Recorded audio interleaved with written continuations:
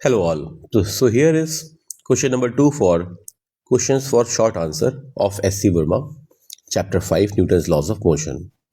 देखिए इस क्वेश्चन में they are saying that a boy is freely falling from a high multi-story building और इसने अपने सर पे एक बड़ा सा बॉक्स रखा हुआ है एम मास का और कहा गया है पूछा गया है कि ये एम मास का बॉक्स इसके सर पे कितना फोर्स लगा रहा होगा ड्यूरिंग द फ्री फॉल।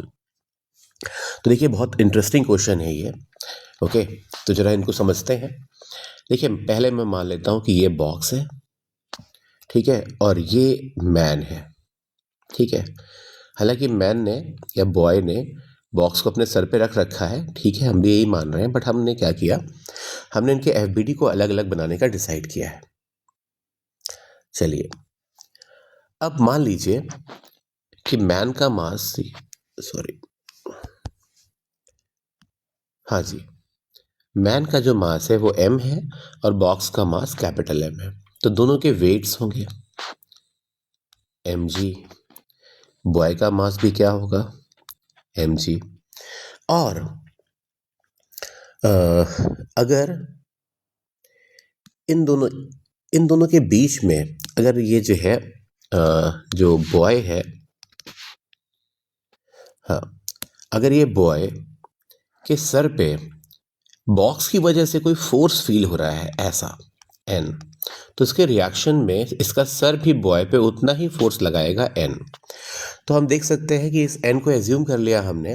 अब दोनों पे दो दो फोर्स लग रहे हैं, एयर ड्रैग, एयर विस्कोसिटी, उस सबको हमने इग्नोर कर रखा है। ओके, अब देखिए अगर ये फ्री फॉल कर रहे हैं और दोनों साथ में फॉल कर रहे हैं तो ऑब्वियसली जो इनका एक्सेलरेशन होगा दोनों का ही वो g होगा।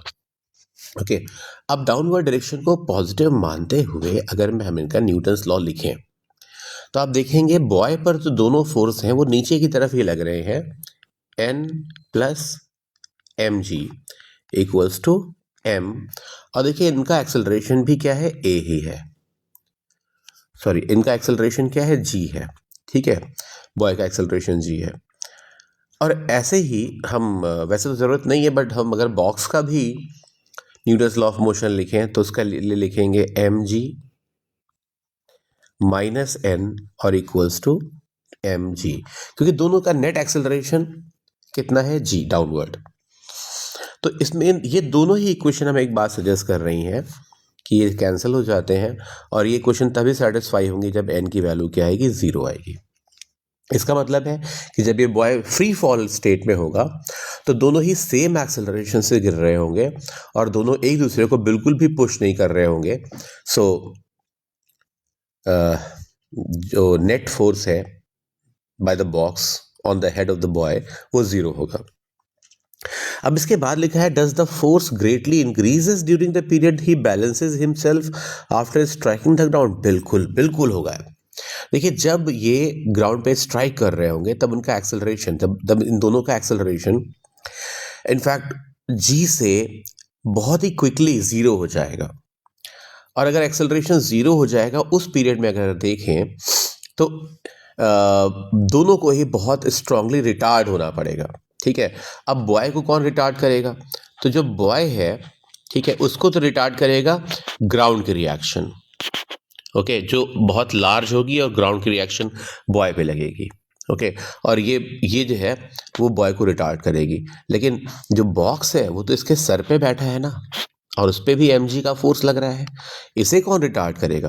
तो इसे रिटार्ड करने के लिए एक नई रिएक्शन आएगी जो बॉय का सर इस पे लगाएगा, ठीक है। और ये बहुत ही जल्दी बॉक्स को रोक रही है, स्टॉप कर दे रही है, तो ये रिएक्शन भी बहुत स्ट्रांग होगी एंड डैश। तो बिल्कुल सही आंसर है, the force greatly increases during the period he balances himself after the striking the ground, क्योंकि बैलेंसिंग के एक्ट में बहुत ही क्विकली वो बॉक्स रेस्ट में आ जाएगा। और वो रेस्ट में तभी आ सकता है जिस पे ऊपर की तरफ बहुत स्ट्रांग फोर्स लगे, क्योंकि सारे के सारे मोमेंटम को उसे खा जाना है। चलिए आगे बढ़ते हैं। देखिए नेक्स्ट क्वेश्चन। इस क्वेश्चन में कहा गया है कि a person drops a coin, describe the path of the coin as seen by person if he is in a car moving at constant velocity and in a freely falling elevator. देखिए, अगर एक car जो constant velocity से चल रही है, okay, ये मान लीजिए कार है और ये कांस्टेंट वेलोसिटी से चल रही है, ओके, अब यहां पर अगर कोई किसी कॉइन को ड्रॉप कर दिया जाए, ठीक है, ओके, तो इस कार के बॉक्स में कार का कोई एक्सेलरेशन नहीं है। कांस्टेंट वेलोसिटी का मतलब है कोई एक्सेलरेशन नहीं है, तो हम कह सकते हैं ये कार जो है इनर्शियल रेफरेंस फ्रेम है। और ऐसे में अगर कोई जो ऑब्जर्वर है वो कार के अंदर ही बैठा है, तो ड्यूरिंग द ड्रॉप, जब ड्रॉप किया जा रहा होगा, कार, पर्सन और कॉइन सब के सब एक ही वेलोसिटी से चल रहे होंगे। इसका मतलब इन सभी में, इन तीनों में कोई रिलेटिव मोशन नहीं है, ना ही कार के रिस्पेक्ट में कॉइन और मैन का, ना ही मैन के रिस्पेक्ट में कॉइन और कार का, और ना ही कॉइन के रिस्पेक्ट में इन दोनों का। तो ये सब कुछ एक दूसरे के रिस्पेक्ट में रेस्ट में है, ओके। और जैसे ही कॉइन को ड्रॉप किया जाता है, ये इसके हाथ से फ्री हो जाता है और इस पर केवल एक ही फोर्स बचेगा, कौन? mg। और हाँ, इनिशियल वेलोसिटी कोई भी नहीं है इसके पास, इसके अलावा और कोई फोर्स भी नहीं है। तो इस कॉइन का जो मोशन है वो सीधे सीधे क्या होगा, बिल्कुल सीधा सीधा ऐसे स्ट्रेट लाइन में गिरता हुआ दिखाई पड़ेगा, ठीक है। क्योंकि आप समझ सकते हैं कि भाई कॉइन के पास जो हॉरिजॉन्टल वेलोसिटी थी, ठीक है, थी, लेकिन ग्राउंड फ्रेम में थी, इस ऑब्जर्वर के रिस्पेक्ट में नहीं थी। आप इसको और अच्छे से समझ पाएंगे अगर आप इस पूरी सिचुएशन को ग्राउंड के रिस्पेक्ट में ऑब्जर्व करें। विद रिस्पेक्ट टू ग्राउंड, जो वेलोसिटी कार के पास थी वही वेलोसिटी ड्रॉप के पहले कॉइन के पास थी और वही वेलोसिटी ऑब्जर्वर के पास थी। अब क्लियरली mg के एक्शन में क्या होगा, ये नीचे की तरफ आएगा, ये नीचे की तरफ आएगा, लेकिन ये v वेलोसिटी से लगातार आगे की तरफ बढ़ता जाएगा, क्योंकि इसके पास वेलोसिटी है, मैं ग्राउंड के फ्रेम में बात कर रहा हूँ। लेकिन v वेलोसिटी से ये ऑब्जर्वर भी बढ़ेगा और कार भी बढ़ेगी। तो जो हॉरिजॉन्टल डिस्प्लेसमेंट हुआ है कॉइन में, उसे ये ऑब्जर्वर ऑब्जर्व नहीं कर पाएगा, क्योंकि जितना हॉरिजॉन्टल कॉइन में होगा, जितना हॉरिजॉन्टल डिस्प्लेसमेंट कॉइन में होगा, उतना ही हॉरिजॉन्टल मोशन या डिस्प्लेसमेंट ऑब्जर्वर और कार में भी हो जाएगा। तो एक दूसरे के हॉरिजॉन्टल मूवमेंट को गेस नहीं कर पाएंगे, तो ऑब्जर्वर कॉइन के केवल वर्टिकल मोशन को ही देख पाएगा, ठीक है। अब बात करते हैं इन अ फ्रीली फॉलिंग एलिवेटर। तो देखिए, फ्रीली फॉलिंग एलिवेटर में, जैसे कि हमने पुराने सवाल में भी बात करी, भाई फ्रीली फॉलिंग एलिवेटर का खुद का एक्सेलरेशन कितना है, g। और अगर कॉइन को भी ड्रॉप कर दिया जाए, ठीक है, कॉइन को भी ड्रॉप कर दिया जाए, तो कॉइन का भी जो ट्रू एक्सेलरेशन होगा वो होगा g। ऐसे में दोनों के दोनों g एक्सेलरेशन से फॉल करेंगे। अब मान लीजिए एट द मोमेंट कॉइन को जब ड्रॉप किया गया था, उस समय कॉइन रेस्ट में था, किसके रिस्पेक्ट में? एलिवेटर के रिस्पेक्ट में।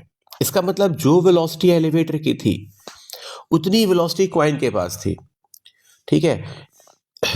इट सिंपली मीन्स कि एलिवेटर के रिस्पेक्ट में कॉइन पहले रेस्ट में था, अब क्या हुआ, अब दोनों ने गिरना शुरू कर दिया। एलिवेटर भी g के एक्सेलरेशन से गिर रहा है और कॉइन भी g के एक्सेलरेशन से गिर रहा है। अब किसी भी मोमेंट पर जो वेलोसिटी एलिवेटर की होगी वही वेलोसिटी कॉइन की होगी, इसलिए कॉइन का जो वर्टिकल डिस्प्लेसमेंट है उतना ही डिस्प्लेसमेंट हमेशा हमेशा एलिवेटर का भी होगा। तो अगर वर्टिकल डिस्प्लेसमेंट दोनों का सेम है, तो इनफैक्ट हम अगर एलिवेटर के अंदर कोई ऑब्जर्वर को एज्यूम कर लें, तो ये ऑब्जर्वर के रिस्पेक्ट में कॉइन ना तो इसके पास आएगा और ना ही इससे दूर जाएगा, ठीक है। कॉइन में एग्जैक्टली वही मोशन फॉलो होगा जो एलिवेटर का मोशन है, तो कॉइन एक फ्लोटिंग सी स्टेट में दिखाई पड़ेगा। So that's all for this question. चलिए मिलते हैं अगले वीडियो में।